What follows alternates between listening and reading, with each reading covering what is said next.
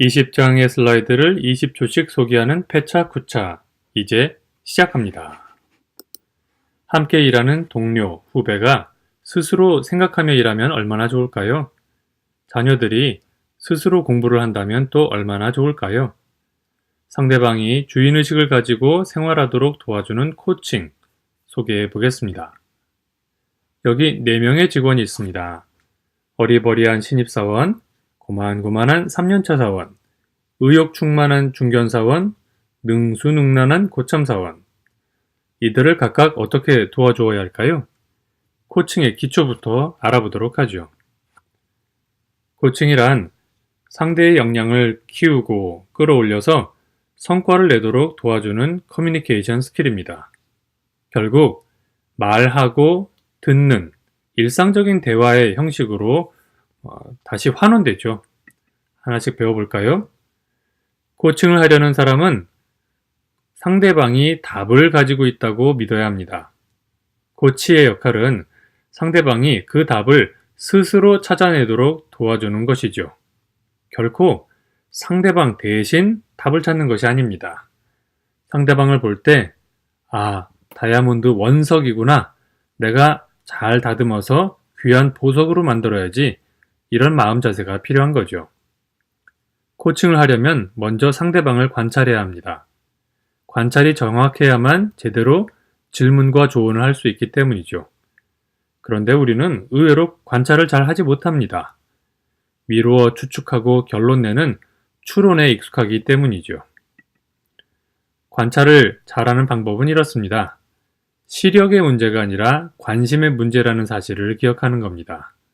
선입견 없이 정확하게 보고 기록하려고 노력하면 관찰력은 좋아지게 마련입니다.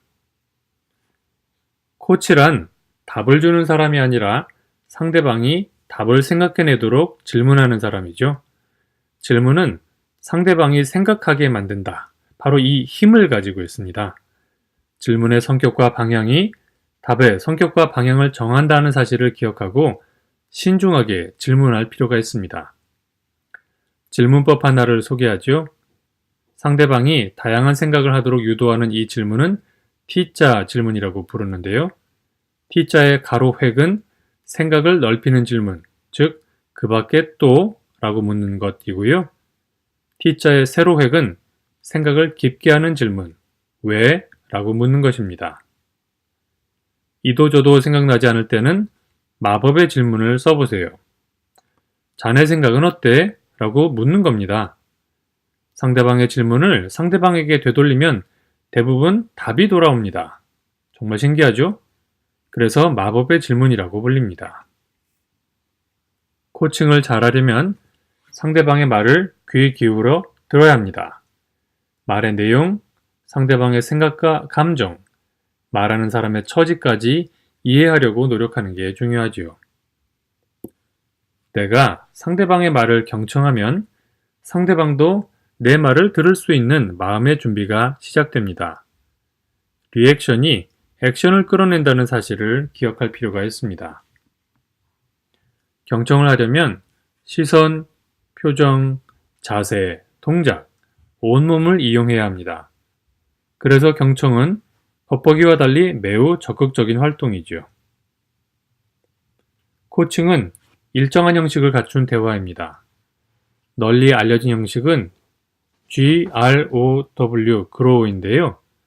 목표와 현실 사이의 차이를 확인하고 그 차이를 줄일 옵션을 검토한 후에 구체적인 실행 방식을 정하는 것입니다. 목표는 스마트하게 세우는 것이 좋습니다. 스마트란 구체적, 측정 가능, 조직 목표와 연동, 합리적, 분명한 기한 등의 머리글자입니다. 목표에 미치지 못하는 현실을 언급할 때에는 차분하게 자신의 감정을 전달하는 아이메시지를 사용합니다. 임상 심리적인 효과가 입증된 아이메시지는 연습이 좀 필요하지요. 문제 상황을 해결할 다양한 옵션을 검토할 때에는 코치가 질문과 경청을 번갈아 하는 것이 중요합니다. 코치가 먼저 답을 주지 않기 위해 의식적으로 노력할 필요가 있습니다. 코칭 대화의 마지막에 후배가 자신의 결심을 나누고 구체적인 계획을 말하는 것이 중요합니다. 사람은 약속한 것을 지키기 위해 노력하기 마련이지요. 후배가 변화를 약속하도록 질문으로 유도해 주세요. 처음 만나보았던 4명의 직원 기억하시나요? 어리버리한 신입사원, 고만고만한 3년차 사원, 의욕충만한 중견사원, 능수능란한 고참사원. 이들을 각각 어떻게 도와주어야 할까요? 다양한 직원을 코칭할 땐 요령이 필요합니다. 어리버리한 신입사원에게는 구체적인 지시를 주세요. 고만고만한 사원에게는 직접적인 코칭이 효과를 낼 것입니다. 질문도 하고 조언도 주고요. 의욕이 충만한 중견사원에게는 의견을 많이 묻고 지원을 해줍니다. 가능하면 답을 주지 않으려고 노력하는 게 중요하고요. 능수능란한 고참사원에게는 질문을 해서 방향이 맞으면 업무를 통째로 위임하시는 게 좋겠네요.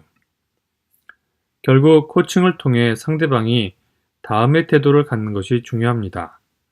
하고 싶다, 해야 한다, 할 수 있다, 해내겠다.